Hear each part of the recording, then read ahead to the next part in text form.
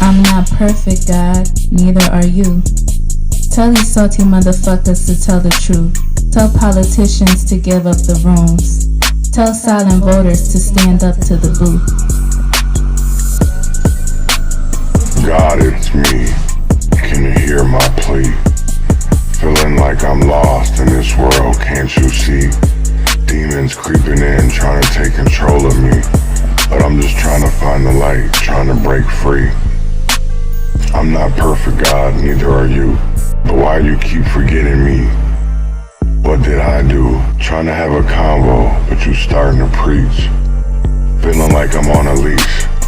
Can't find no peace, find no peace. Living in hell, can't you hear my plea? I'm suffocating, can't you see? Why you let these false prophets roam free? While the real ones suffer, can't you see? I'm not perfect, God, neither are you. Why you keep targeting me? What did I do? Trying to have a convo, but you starting to preach. Feel like I'm on a leash, can't find no peace. Hardest battles, strongest soldiers, greatest burden, broadest shoulders, pushing up just like these boulders. This conflict like it's water, so this mercy, take my chalice, seeking grace through all this malice. All of these salty motherfuckers to give up. Politics and sinners, they all the same. Got me stuck in this endless game. But I won't give up, won't play the role. Gotta do what's best for my soul. I'm not perfect, God. Neither are you. Tell these salty motherfuckers to tell the truth. Tell these politicians to give up the room. Tell silent voters to stand up to the booth. Living wild but truthfully free. God keep on watching over me. Take my pleas and keep the receipts. I just want all of humanity. Good morning, not good morning. That's what I say on our show. But I wanted to talk about, because you know, this is in the big news cycle. I've been reached out repeatedly from you know, news media and places like that. So I wanted to go back and I wanted to play something from last May, that I think honestly people will get a better understanding of. So with that being said, man, I want to get into last year, May 8, 2024, and it was the Urban Conservative unveiling community corruption, the explosive truth behind the shadows. So with that being said, we're going to get into that. Got the industry shook, that guilt can't pile up. I drew a line in the sand and it messed they empire up. I ain't here to blame it or shame it, but it's all about how you frame it. Now evil has an excuse, and it's called entertainment. You got a three-part ecosystem. The labels are one, but without creators and consumers, labels can't run. So what the fans support is what the artists gon' make. Gotta deprogram and reprogram what we consume and create. I got so much more to say, but I let God lead the way. Trust I'ma serve you in doses. Who know about this star culture? You 3, 2, 1. It's 3 to 1. Some industry, some fans, and some artists against me, but I don't run. I got the Father, the Holy Spirit, and the Son. Class officially in session, y'all. This about to be fun. Oh man, this about to be fun. This is just the syllabus, bro. It's just the beginning. We got a lot to cover. We got a whole lot we gonna cover. Like how to be in this world, but not of this world. How to be real, righteous, and relevant. Bump this world. How to turn over tables in a temple when it's time, without ever letting anger into your heart and mind. Yeah. How to stand for God.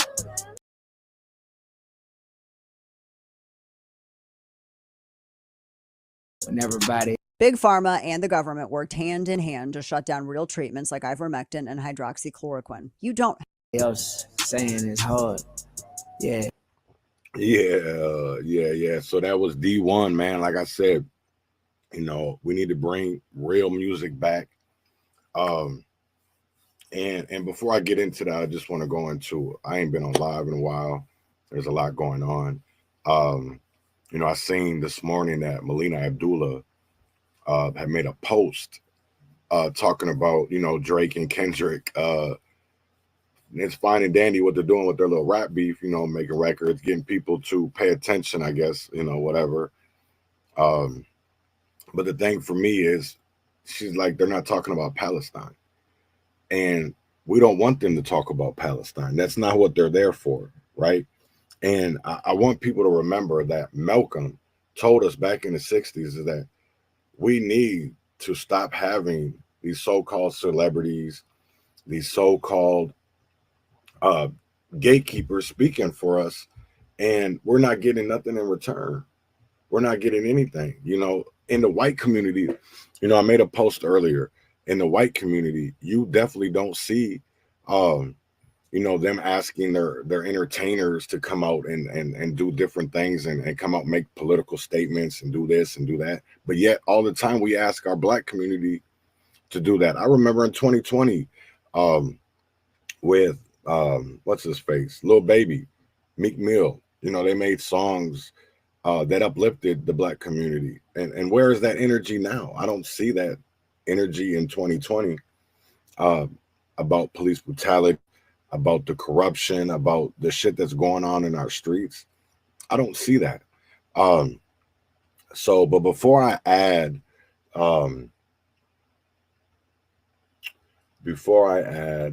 Robert, I want to play just a quick little video and basically just leading up to what we are going to be talking about. And I got two actually videos with Bobby Champion, but first I'm going to play this one first. And then I'm going to bring Robert on. So I want people, this is Bobby Champion. This is last night at the Senate ethics hearing. That Senator Mitchell has done something wrong in relieving her of her committee assignments and removing her from caucus meetings. My question to Senator Mitchell, has any of the Democratic caucus asked you to resign?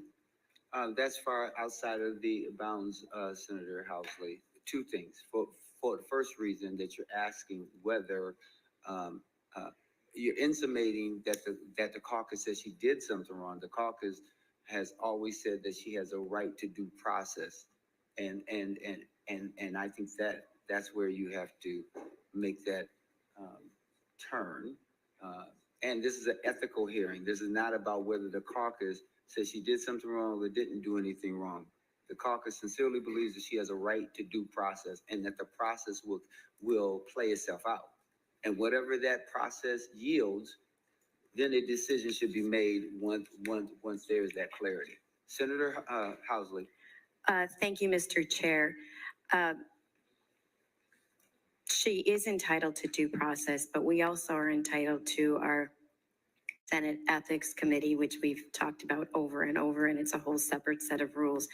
And my question is to Senator Mitchell, has anybody from the Democrat caucus asked her to resign? Again, Senator Housley, that is beyond the bounds. That has nothing to do with it. If the Democratic caucus told her to stay, that wouldn't prove anything. If they told her to go, it wouldn't prove anything. There are a set of facts that one should look at, and what is attached here is the underlying criminal complaint. So, Mr. Chair, Senator Housley.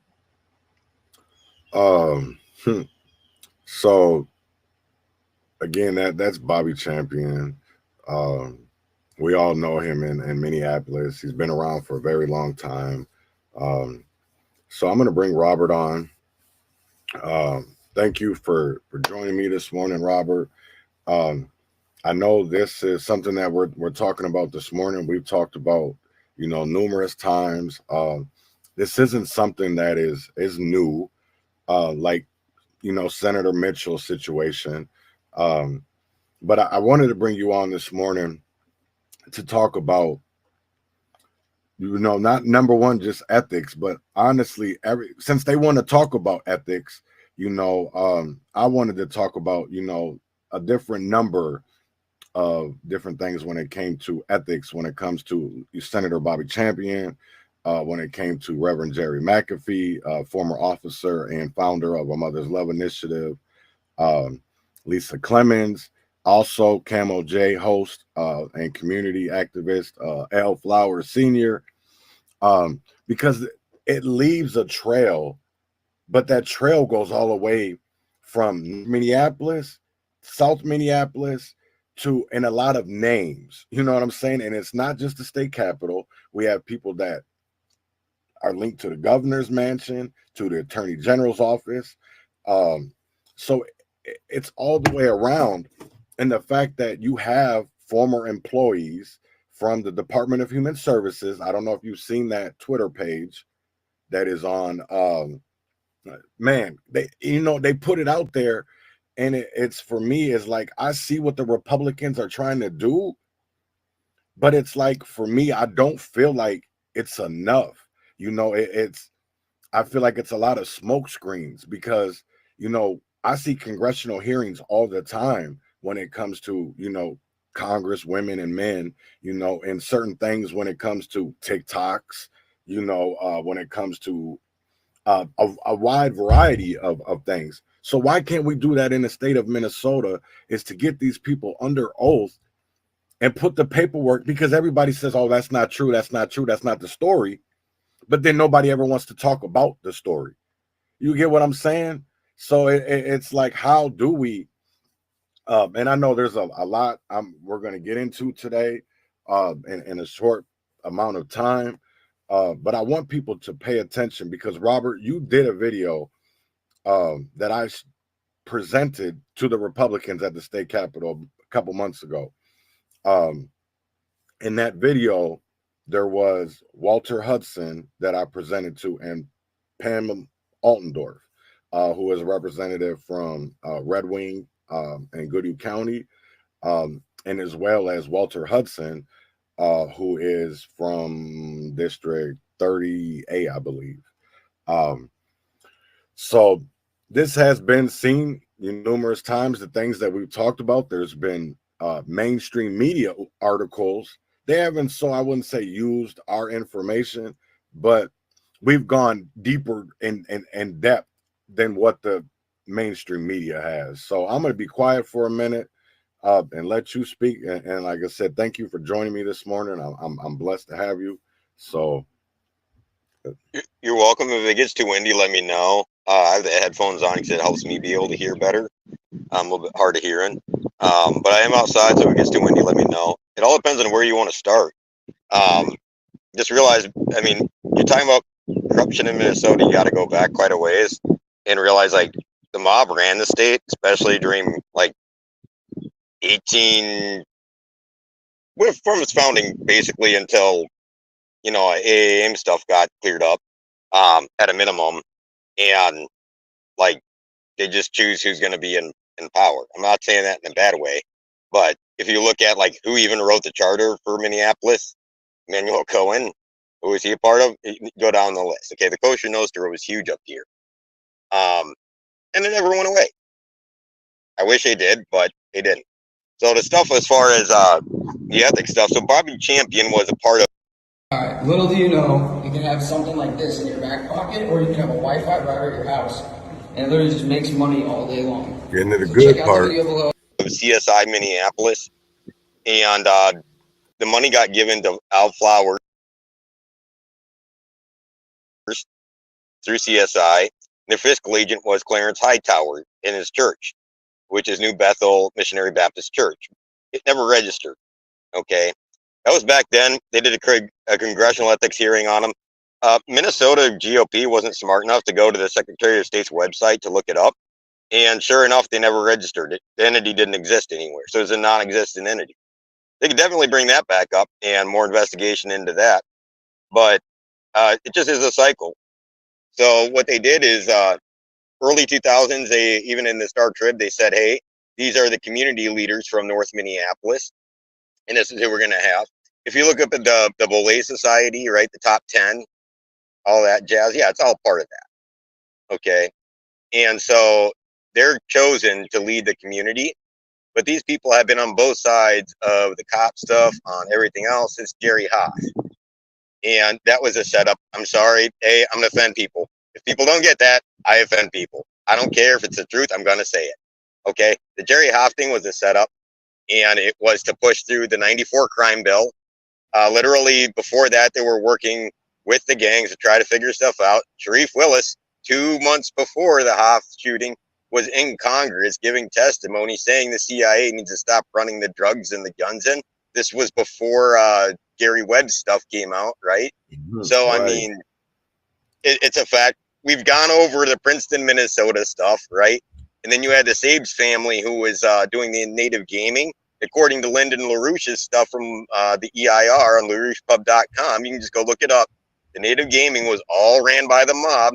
Who was doing that? The Sabes family, according to Thomas Petters and the congressional records and whatever else when they were getting looked into for being part of the Gambino crime family. So, I mean, no, I'm looking for when Sharif spoke to yeah, it was like August of '92, man. Yeah, because it was on C-SPAN, and Senator Paul Wellstone was a part of that. Yep. If you look up Sharif Willis congressional testimony 1992, it should pop up, man. It is. If you go to C-SPAN and just look up Sharif Willis, it should pop up. If not, I can get it when I get back upstairs here in a minute. Oh no, I know I can get it. Let me see. So yeah, so a baseline of what we found is that all these nonprofits, right? They get money from grants, and they also get money from the community. They don't necessarily use them as intended, and then that money just keeps on getting circulated. And there's only certain people that get it, so it doesn't get out to everybody. It doesn't actually affect what it's supposed to in the community. And it's the same sort of thing with the landlords too. Okay, the low-income landlords get grants and whatever else to buy these places, especially like Aeon, Dominion. Okay, they let them run down and get dilapidated to a point where somebody else comes in and it's preserving low-income housing. But what they do during that time, sometimes, like I know Aeon's doing it, is they're upgrading those houses, and they only have to keep it low income for 7 years. And then after that, once they've upgraded it to market rate, then they can charge a market rate. And that's a whole thing that's been going on since Harvin Marv, who was part of the Kosher Nostra Saves family stuff too. Okay, and Harvin Marv got the twins up here by leveraging the low-income housing in St. Louis Park. So that's quite literally, and they've been big bankrupt with that too. It's just a big Ponzi scheme thing that they do, Right. And that's the crazy part. I'm trying to get when he spoke. And I know you've brought up Lugar too. Lugar's a part of this. So he hired on a BLM activist, Redmond, right? Right before he got hired on with Jones Day through the city. And the way they worked that is they did it pro bono, right, to get around the city's contracting laws. But that pro bono was only for the first mill. After that, they could charge full rate. And then some of these lawyers are charging $800 an hour, and they weren't even licensed in this state.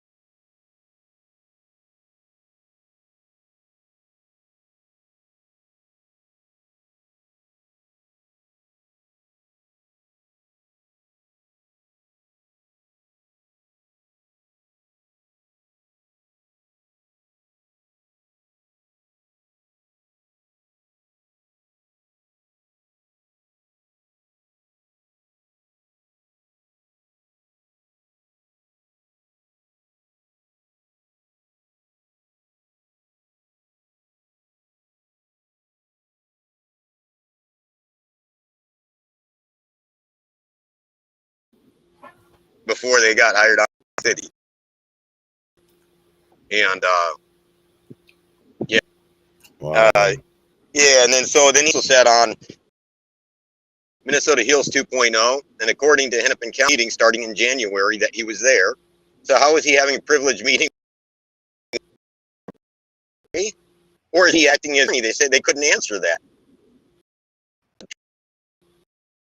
Then 2 months prior to his appointment, and who's he sitting? If you can find the Minnesota Hills 2.0 stuff, you can pull it up if you want. But he was sitting on with all these guys that got the millions of dollars, who helped him with Operation Endeavor. Well, Operation Endeavor, they also had was it Lipinski on there? Who's their main guy, right? Well, Lipinski is a great douchebag who in 2012 got nailed in federal court for lying about video evidence, including threatening to leave somebody on the ground bleeding if they weren't going to talk to him and trying to coerce the CI. So, I mean, trustworthy. That's your main guy that you have for these 45 indictments. I mean, he's just incompetent, straight up incompetent, you know. And all he is the Jewish mob thing with Sabe's kosher whatever fray. Ellison, they funded money for them. He switched Ellison from Nation of Islam to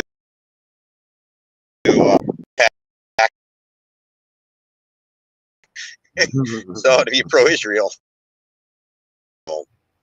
It is what it is. Minnesota, no. Yeah, if you go to the bottom and who signed it, yeah, those names all right there. They're the guys that got the money. You know what really tripped me out though was when I looked at this, because Steve Kramer, downtown district, that's another mob racket. Mcafee, you know, it's all people that literally say, even Jackie Cherry Holmes, Mark Osler, Justin Bell, you know, it's Bishop Harding Smith. You know, these are all people that say they are trying to end gun violence, you know, make change in our communities, but at the money grab. It has been a big ass money grab. I want to play this video real quick. It's the video that you did, and then we will talk after that again, because I want people to get an understanding and a basis. And if you want me to stop it, just let me know. You're good. I'm gonna shut off my cam for a second then. All right, you're good. All right, so we're gonna play this, and I just want people to listen and learn. Right? If you have any questions, please, you can either message it or put it as a comment, and we will talk about it.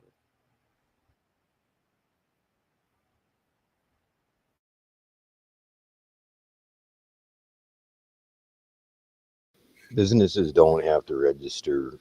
They only enforce things on who they want to. There's tons of... This might look weird, but you got to try it. It's crazy, but this one router trick can actually... The nonprofits and businesses that are not registered in the state. DBAs, you can go down the list.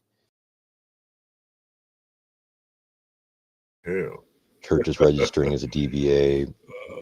Whatever. Licensing, what I'm saying by the licensing not required is that's for construction, for professional services like mental health. You can go down the list. So unless somebody actually looks into it, they're not going to do anything. And half the time they're not going to do anything anyway. I know with the mental health stuff, they did actually do something with Salem Inc. stuff.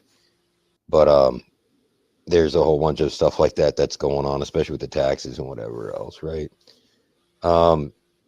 And also for the housing. So the people working on housing aren't required to have licenses because the city won't even check it. They'll just sign off on it, right? And then the background checks for working with youth. I have a data request in for the city of Minneapolis Public Schools. They still haven't gotten back to me on anything with the background checks for New Salem's Educational Youth Initiative. Okay. DOL and federal housing guidelines not followed. Inspectors sign off anyway. For the Section 8 stuff, they just pencil whip it. And same thing for the city's individual rental housing laws. And I have a video where me and Chaz actually called out to one of this, and there's a smaller city. And they basically said as much, that they will allow us to fudge a whole bunch of stuff in order to be able to get people in there until we were able to get it up to code. No, it needs to be up to code. Okay, the Secretary of State, they're not registered or doing business as a different name. You have landlords, rental agencies, churches, nonprofits. The churches, nonprofits also run under a duplicate LLC. Mother's Love also has an LLC. Salem Inc. also has an LLC. That type of thing. Safe Streets is just a straight LLC. It's not a nonprofit. Yet they're getting bills directly apportioned to them, right? So direct grants and loans to LLC orgs affiliated with Bill Author. Bobby Joe Champion is some of these people's actual lawyer. He has represented Flowers before. He has represented Mcafee before, and a couple other ones. So, like, if you're doing up bills directly for, you know what I mean, and he's really involved with KMLJ and all that. Previously with CSI, that gets interesting. Please look up CSI. Bobby Joe Champion had an ethics investigation into him over CSI. The Republicans did not check to see whether or not this was done, because he didn't. Okay, he did not register with the Secretary of State. So his fiscal agent wasn't a part of that. For Clarence Hightower, that was a fiscal agent through all that debacle, right? And that was New Bethel Missionary Baptist Church. Now they have True Vine, whatever. I have it on the other one, other slideshow, the exact name, and I can get that for you in a second here. Okay, the bill's author staff works at nonprofit. They got the money. As Turning Point, one of them, they had a big thing about it. Well, it's not that she was working for them, but she was working for them during the time that they got the money portioned directly to them. Bill Author works with community orgs that push votes for them. They do grants for votes. Lack of oversight. LLC, nonprofit, same name.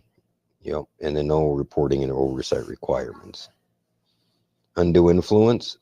The community org selected is not an open bidding process. They're based on previous involvement with Minnesota Heals 2.0 prior to the 2022 elections.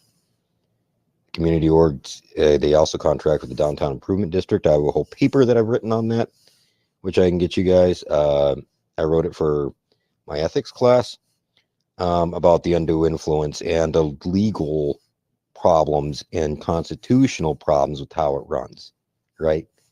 So it's not just my opinion. No, there's actual legal arguments behind it, right?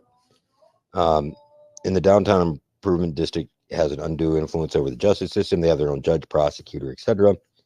They also are able to tax, right? They levy taxes. They get the city to bite off on that, and the city's beholden to them. It's the reason why they have such a focus on Downtown Improvement District. Money's ever used for operations not in the community awarded for. They're not using the money as much in North Minneapolis and stuff like that for actually doing services. They'll do a small little bit there, and then they'll go do these other things where they're getting paid twice because they're actually getting paid on top of their grant money. And known criminal affiliations. One of them being Chasms Dixon was their billing for New Salem, right? Now here's her stuff for where she did the fraud. And here's her involvement with 21 Days of Peace and New Salem. Okay. So Marlon Ace Boogie Moore, another fraudster. He also ended up getting rid of evidence. He destroyed evidence in that.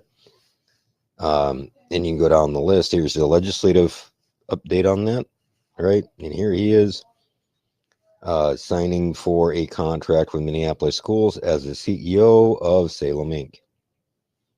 And here's their contract. Okay. The actual provider for the education services with that, the individual they have on that, isn't listed as an employee on the 990s. So that gets interesting. Okay.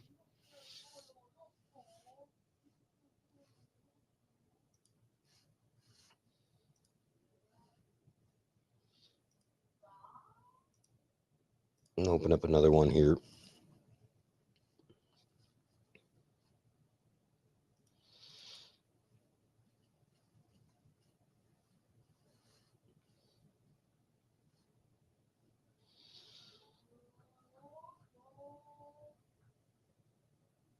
Let me see if I can get this pull up. There we go. Okay, the Jones Day contract. Here's the thing: is Luger actually got a activist hired on to respond to some of the stuff. It put pressure on the city. That was Leslie Raymond.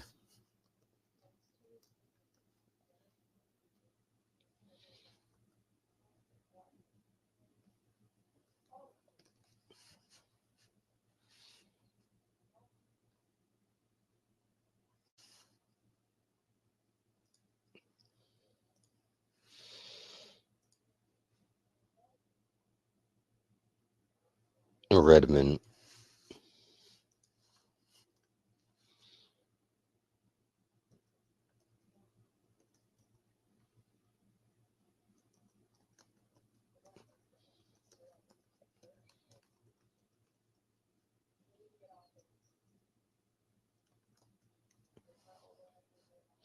Yeah, Leslie Redmond.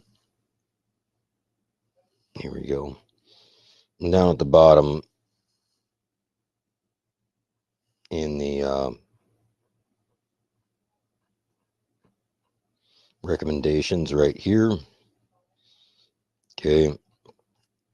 They got together and they got Leslie Redmond, right, to be the community leader.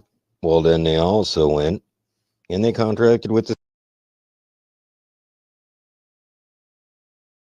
There's a question being asked: is who was the pastor at True Vine back then?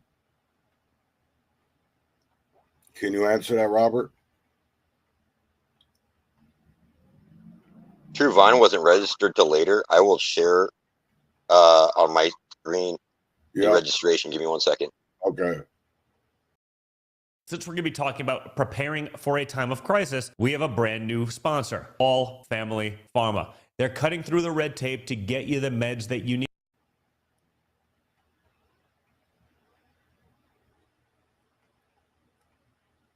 That wasn't, see, True Vine. See, my understanding, let me be quiet because I know Robert know more about True Vine than me, but isn't that Elle Flowers and Lisa's mom? That was Greater Mountain Ebo that was theirs. That's Greater Mountain. Okay.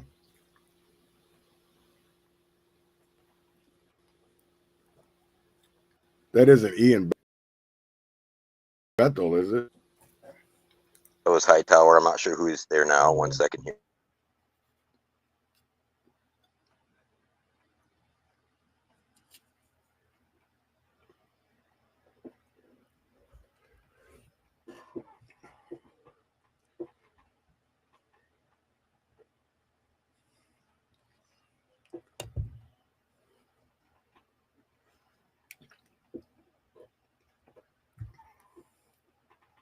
The True Vine wasn't registered till later, much later. Okay, it was filed in 2021, so it wasn't active at the time. Okay. Oh, they switched up their she was the website here. Give me 1 second here. No, you're good. She was the NAAC president. Yeah, Leslie was. Yes, Leslie was the NAAC president. But here's a whole thing that people don't understand. There's a whole connection between her and Nakima. That's what people fail to realize. And who was the NAAC president before Leslie? It was Nakima. These people are selected, not elected. And I'm telling you right now, and the same thing with where was she a professor at? St. Thomas? Where did Leslie go to college at? St. Thomas. Here you go. So since 2021, and then he moved on. But so that's who you have as True Vine, New Bethel. And I actually have on my Twitter page, I'm going to go back 1 second here.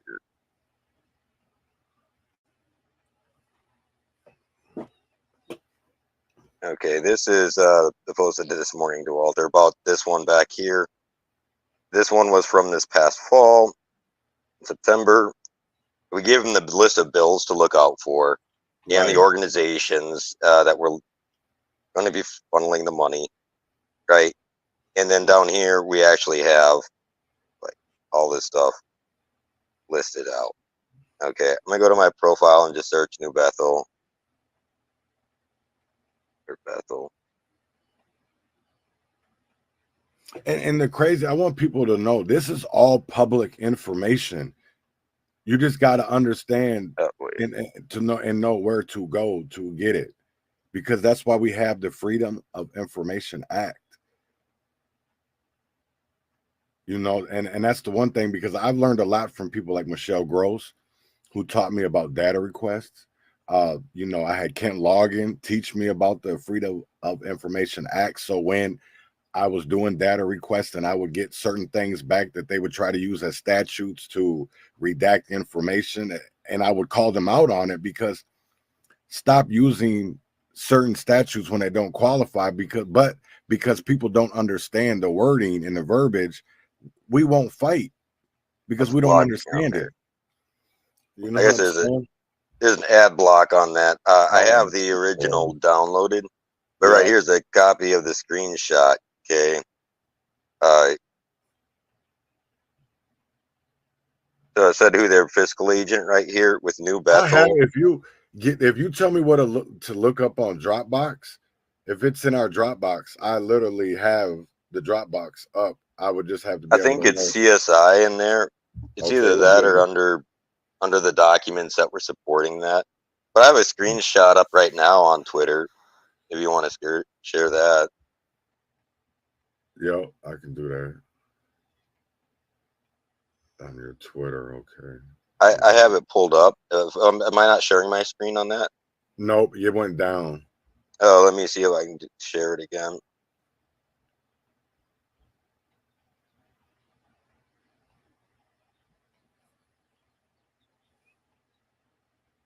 Here we go. All right. And I'll see if I can zoom in on this. It's right here. New Bethel is who's in charge of their services. And that was their fiscal agent. Okay. If you go back over to here, so I put in True Vine for this one. If you just put in New Bethel without the True Vine, that's the only thing that comes up. So New Bethel is not active, right? So then you go to inactive. Okay. And for the inactive, there's nothing, which means they never register. Okay. It's that simple to figure it out. And Greater Mount Nebo was, that was Flowers, family's one. Mm-hmm. And it's no longer active, but it was just doing business as. So like there's two different ways to register a business, right? LLC, C Corp, that type of thing. It's your actual legal, when you're running under an assumed name. That's like if I called myself Crazy Corpman or the Wasp Society, like on Facebook, if I was using that as a legal name, that would be an assumed name, or also known as, right, an alias. So an assumed name is an alias. So this is an alias. Greater Mount Nebo was an alias for these people right here. I mean, that's who the alias was. It's not a nonprofit. It was just them. So they got all the money from the church.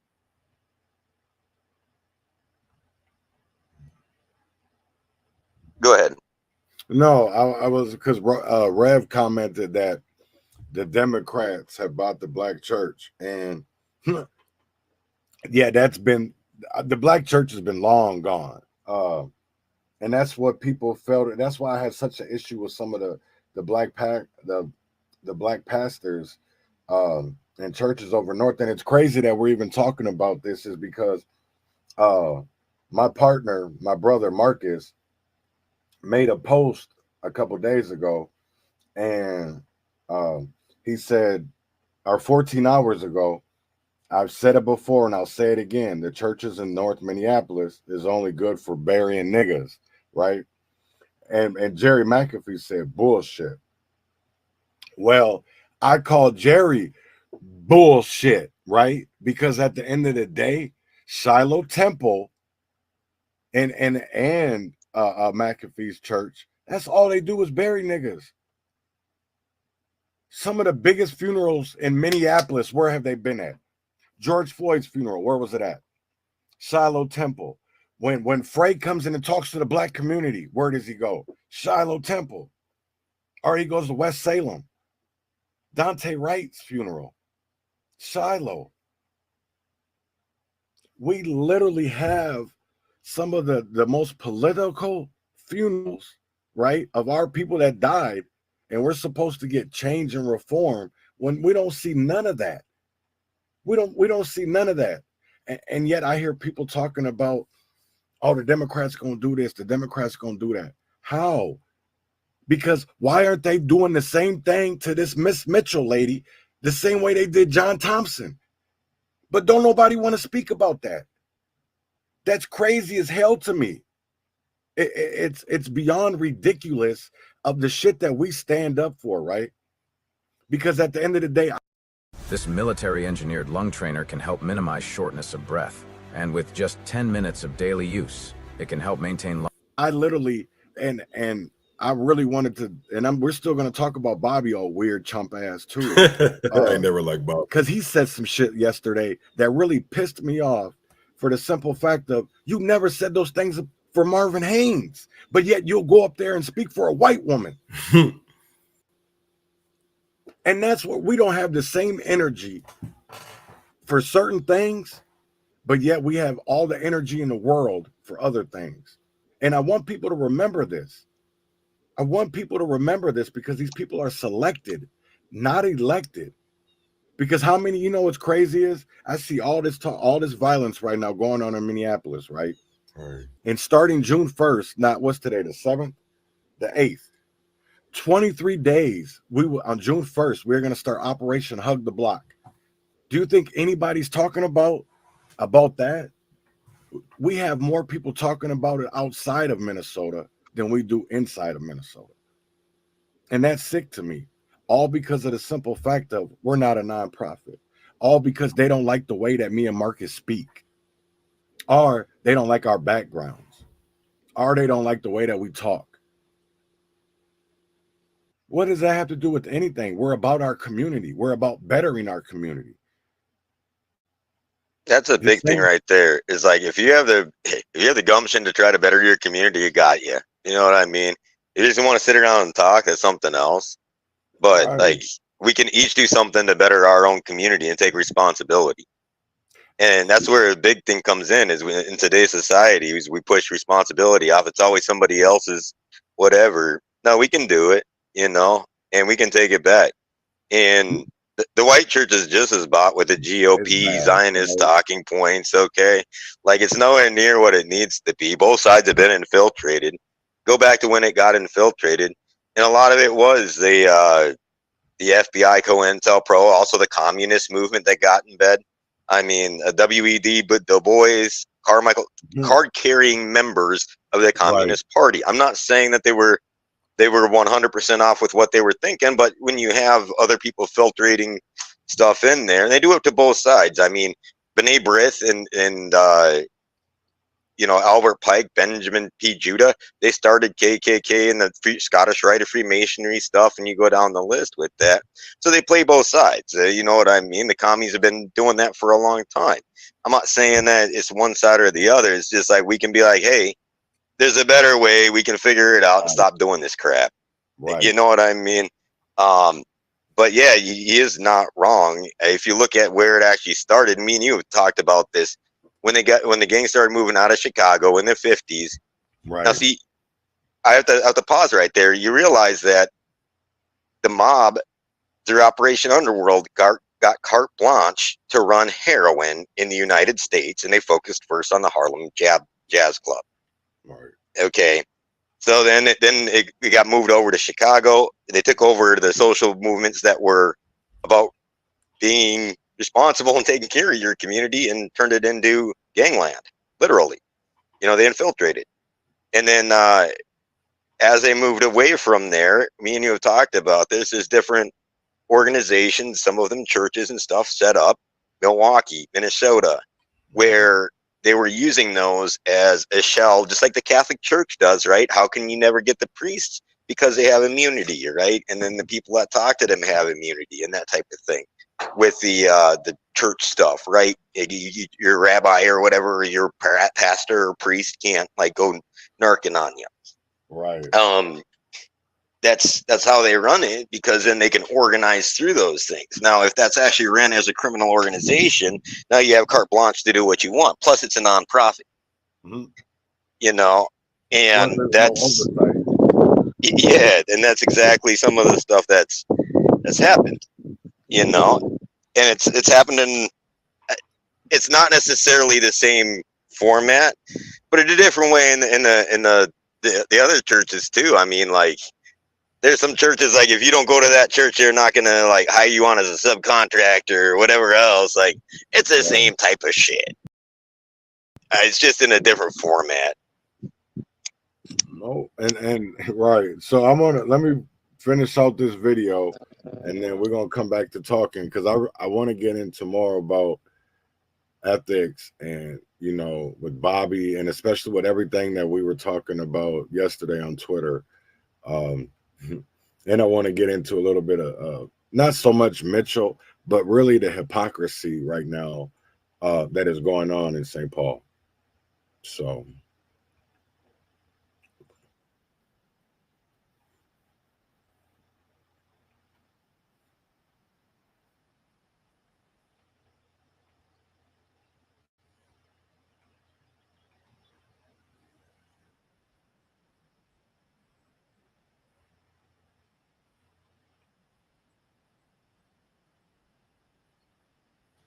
In the top 3, minimum did not register. I have all the information there.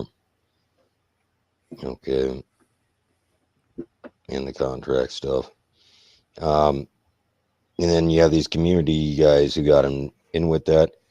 Now, see, in 2022, Luger at Minnesota Heals 2.0 and met with many of these people. Okay. So these people were already selected ahead of time, and now they're getting the money.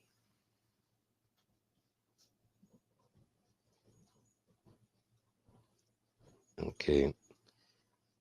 Here's the different nonprofits. You can go look those up. Minnesota Safe Streets is a big one. Greater Mount Nebo. This was Flower's mom's church. And you can see right here that what I was saying on that. It's just a DBA as Al, his mom, and Joe Spratt.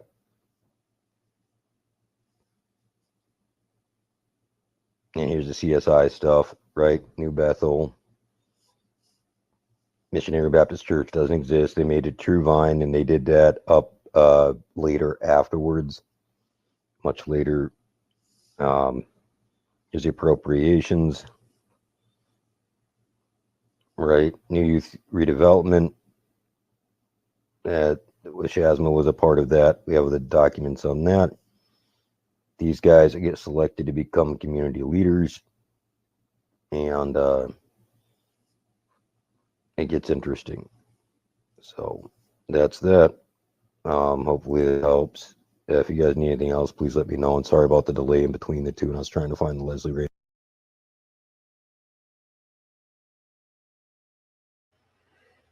So, get into a little bit more um, literally of everything you just seen, because it is important, and I think it's important that people understand, that everything that is done in the dark always comes to light. Um,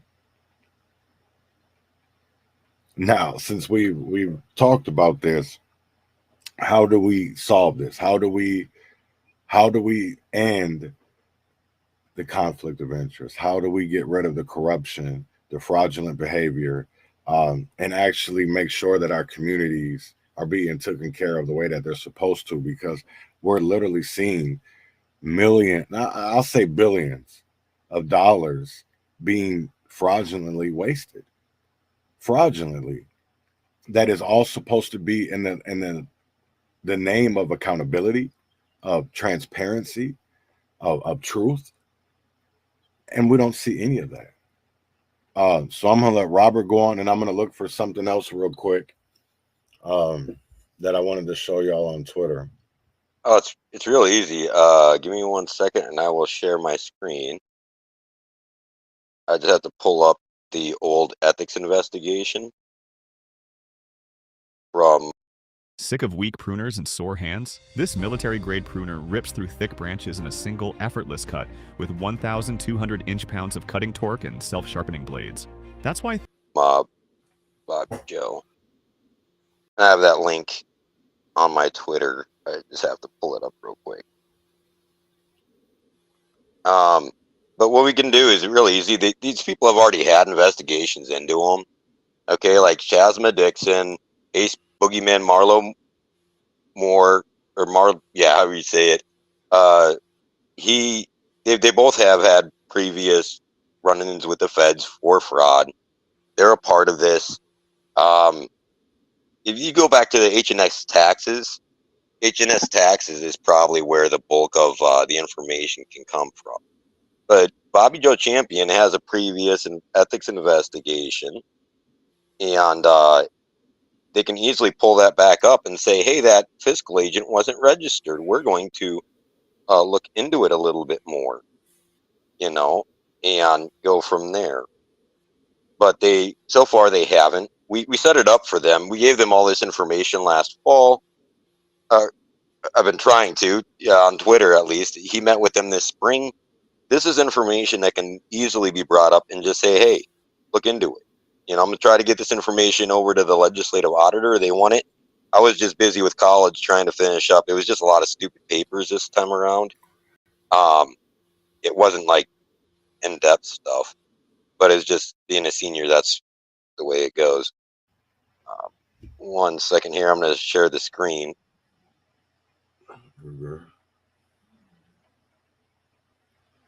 This is under Walter's post, okay, from last night, the Utter Clown Show post. Yeah. Under there, oh, whoops. Is it showing? Yep, okay. I got it. Yeah. So under Walter's post there, I said, do the champion one, bring it back again, and I posted it, okay?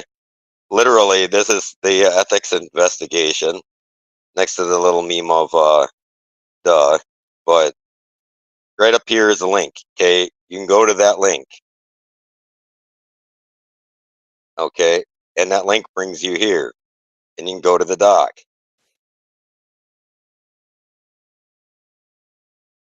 And it literally brings up the document of the ethics complaint, so you can go read it on yourself by yourself. You don't have to take my word for it, okay?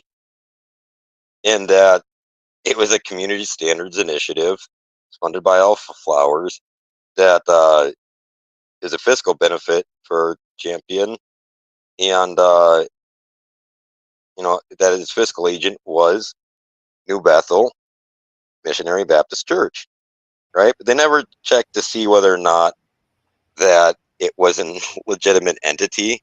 And Minnesota's terrible at that. They'll just, like, if you are in good with them, they will let you run a business without registering and just do whatever you want. In my lawsuit against my former landlord, I registered their DBA, and the judge, even though I owned their company or they're doing business as, the judge still sided in their favor. So that's how corrupt Minnesota is. Okay. But yeah, the stuff's out there, man. And so it's just bringing it up, okay, forcing it into the media, forcing it into the people's attention, getting it out on the streets. You know, if people actually see this stuff, how easy would it be for the Libertarian Party to run a campaign on this? How easy would it be for any third party to run a campaign on this? The GOP obviously doesn't care. We've given them everything that they need. I mean, if you the community is literally begging, like, hey, somebody needs to look into this. Somebody needs to help us fix this. We're just being ran as a racket. And the community is saying that. You might want to listen, man. You know? And they're just asking for help. So any politician that actually gives a crap and goes there and like helps people figure this out and like expose this can probably get frickin' elected, man. This is the way the entire city of Minneapolis has ran from its founding. You know? No, and that's the crazy, and not even crazy, because it sickens me, because to see people that go up and right now I'm talking about the Robin Wamsleys, I'm talking about the Jason Chavez's, I'm talking about the Vitas, Ellison, Felipe Cunninghams, the Lisa Baileys, the Palmasanos, the Andrea Jenkins. These people don't care. Maybe at one point they did, but now it's not about the people. They can go out there and say whatever they want, right? Because at the end of the day, they go home to $100,000 plus salary. $100,000 plus. You know, so I get why, you know, when Jerry Mcafee holds vigils for, you know, children from who died from gun violence, and he's got, you know, wearing a Never Broke Again shirt again. I understand why. And what's crazy is people didn't even understand. He wore that shirt, and I was like, wow, that's a slap in the motherfucking face. Because it went over people's heads. Because these babies that die, he profits, right? Crime pays. Regardless, whatever side you sit on it, it pays. Because if you under the guise of actually fighting it, it's paid very well. But you know, the bad guys, the reason why crime pays. And we don't understand that. Because if it doesn't make dollars, it doesn't make sense. I'm going to do a really easy example on that. Okay. Yeah. Let's just say I owned a property on Main Street in town XYZ, right? And I've been fighting with the city to get, I don't know, a permit for 3 years, and the judge shuts it down. I don't know. I may have bribed city officials before and gone to Leavenworth, called it a 5-star hotel stay. And then all of a sudden, an issue goes down in part of my criminal enterprise. I do a little bit of forgery here and there, some fake goods, a little bit of messing with the cartel, you know, maybe a little bit of money laundering and drugs there. And I have this at this place, I have 2 people that work there, security, a police officer by the name, I don't know, Derek Chauvin, and then a guy by the name of George Floyd that works security there together. If one was going to get arrested and possibly tell them where he got the counterfeit money that I gave him, might be a good thing for that just to go away, right? Well, Sabri owns George Floyd Square. He owns El Nuevo Rodeo. Cup Foods had gotten in trouble before for forging NFL gear. Okay, so you go down the list, and then you have the $900,000 of counterfeit ones that was found at the border up north. Sabri and Ellison went to the CIA front, Misa at the U. Ilhan Omar, I would be guessing, probably did when she was at the U too, right? It's crazy as hell that you just bring up Sabari, right? No, because literally, I want people to understand how corrupt Minneapolis is that literally a businessman arrested for trying to bribe a council member, Brian Herron, who is now a pastor in North Minneapolis, right? Sabari, the owner of Cup Foods, where George Floyd went. Yeah, and there's other ties in there too. But yeah, he funds Hamas, right? But then after George Floyd, we gave him like millions and millions of dollars, and then insurance money on top of that. Approved his stuff for Carmel Mall. Walls was meeting with him. Everybody loved the Hamas guy. He also runs the ballot harvesting for the Somalis. Dean Zimmerman went to jail for trying to bribe the city council to get the Somalis out from underneath his thumb, where they could actually own their own property to have their businesses instead of having to be underneath him. And Dean Zimmerman went to prison for bribing the city to help them. Oh, sorry. I just think that's classic. But anyway, yeah. So Sabri's daughter, Carmel, she's the one that got nailed with the Hamas stuff. So when people say, meet 8-year-old Kyle, a remarkable boy born with a rare condition known as synesthesia. Omar has ties to Hamas. So out of Minnesota, we have the Kosher Nostra Sabes Luger connection, right? And with Ellison and all those guys.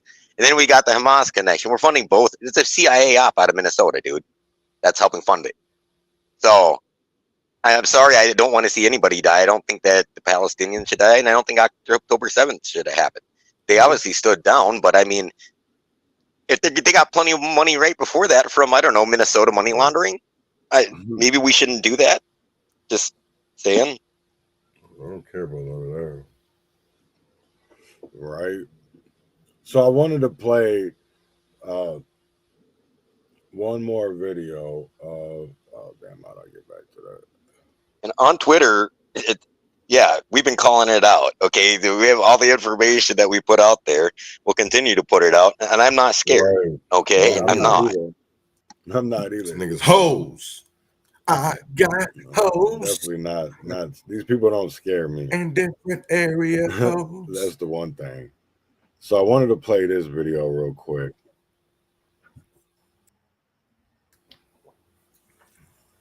Stroking all. I gotta add in. He's breaking. Is he? That is a gender issue. So this is Champion last night, yesterday, whatever. Speaking about Miss Senator Mitchell. Look at line 26. Line 26. I don't know if he's breaking. If he, that is a gender issue. If he's breaking out the back window or what? Then the question was, did you get a good look at him? No, it was completely dark. And then if you go to line 32, it says, I tripped over him. I tripped over him. He was on the floor. And it keeps talking about because he didn't know it was Nicole. So if I'm in court, the first thing I'm going to is the fact These niggas are that weird. you're trying to say this, and we're talking about a male. Now I can keep going because it keeps giving the male dominant notion. Not. That's why you're cold lawyer, though. I gotta give it All up. I'm saying to you is that's why you go through a process so this information can be tested. Because even in the midst of someone being startled, what they say is very important. So if they say he, and if you want me to keep going through there, I can, but I'm not going to do that because all I'm trying to say is, in this context of a ethics complaint, it is directly linked and tied to this criminal issue. Yes, our rules say it doesn't have to be a criminal thing. We just heard Gruenhagen.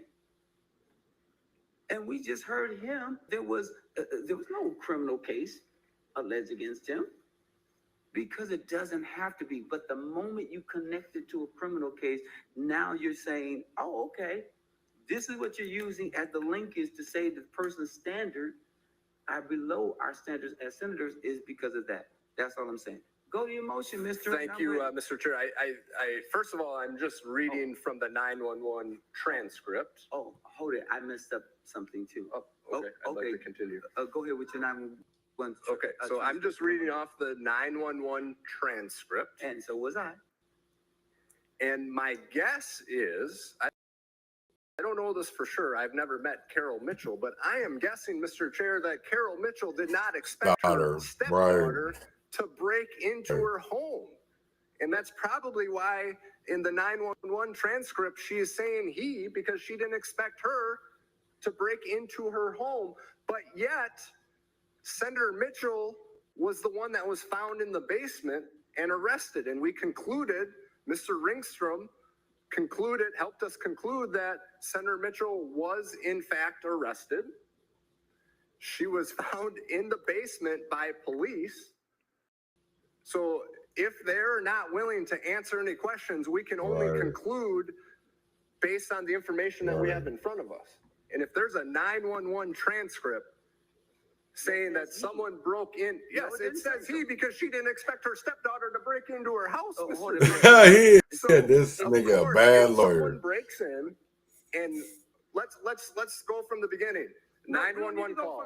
Someone breaks into my house. Let's go to the end. Senator Mitchell is found in the basement and arrested. Senator Miller, we don't need to go from the beginning. You are making my point even as you speak, even when people nod their head, because you don't know. And that's why you test information. You know, I want to stop it and speak about something for a minute, right? Because literally black men have been convicted for far fucking less, right? Who are actually innocent. This lady went in there and admitted to doing something wrong.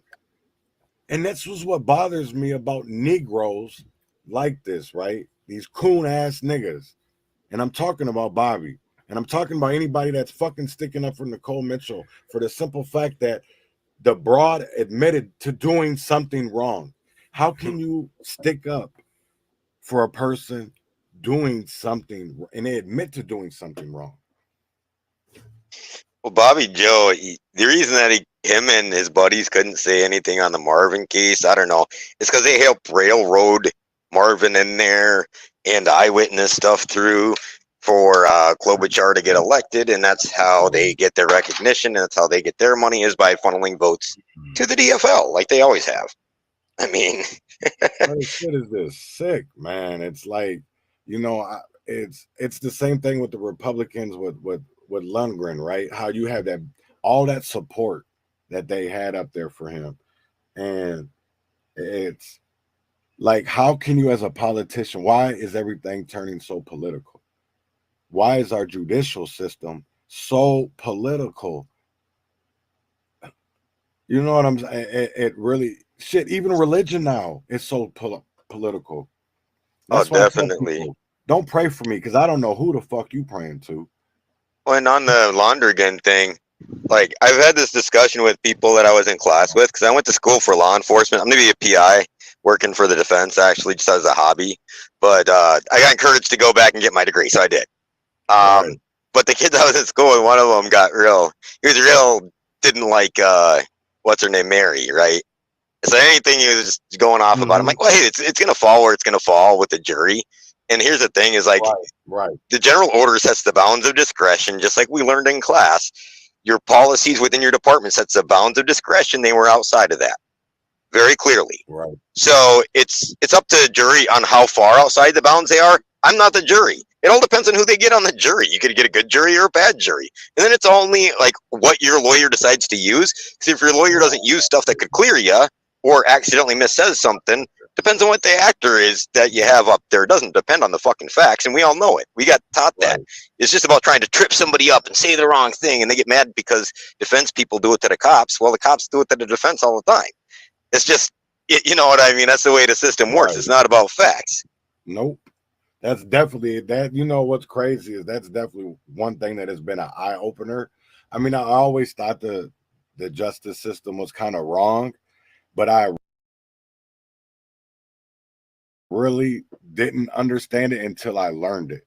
And I'm not saying that I know everything about law, but I know the statutes, and I'm starting to understand the wording. And it really bugs me of how they can use certain laws and statutes in their favor, and yet those don't work for us. That's what, like, it goes even basic than that. Like, all right, so like when you're in a traumatic situation, your brain will not focus on certain things, and your memory will be a little bit off. That's what we got taught as an officer going into a situation and stuff like that. raise a toast to history with this special edition bench shot some whiskey whiskey. glass honoring Donald J. Trump. Trump's inauguration on January. Which is known, right? It's known that you're not going to be able to observe 100% of the stuff in a traumatic situation. Right. However, they don't extend that to the person being suspected or whatever, or accused, and their story is supposed to line out 100%. Well, no, you can't give the benefit of the doubt to one person and not the other. You know, if that's the way the brain works in a traumatic situation, they're not going to remember everything. No, they're not. You know, No, you they're can't not. pick and choose on the science. No. But they do. So I'm going to get in. We got about a couple more minutes left of this video. Mr. Chair, I do know because Senator Mitchell was arrested and she was found in the basement of her stepmother's home. But was she found next to her stepmother? No, she was found in the basement. Hold on. But was she found at? But was she found at the bed of her stepmother? Because you said that the stepmother said that the person was at her bedside.